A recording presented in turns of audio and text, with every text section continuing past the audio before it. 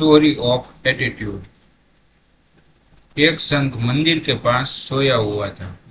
उस रात को चोर आया और संत की वस्तुएं चुरा ली। उसके बाद पुलिस तपास हुई। काफी मेहनत के बाद चोर पकड़ा गया। संत पुलिस को चोरी हुई वस्तुओं की यादी लिखवा रहे थे।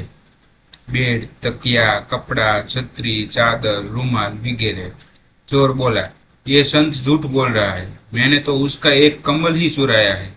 पुलिस ने संत को पूछा, क्या यह बात सही है या नहीं?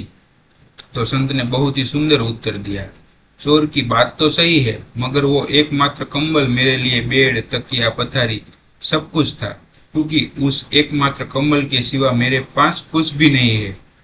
कहानी का सार है, एटीट्यूड जिसे हम अभिगम कहते हैं वह हमारे जीवन की नींव है। इसलिए अब्राहम लिंकन ने कहा था कि एटीट्यूड ही सर्वस्व है, वही तुम्हारा आचार, विचार और विस्तार बनेगा। आभार।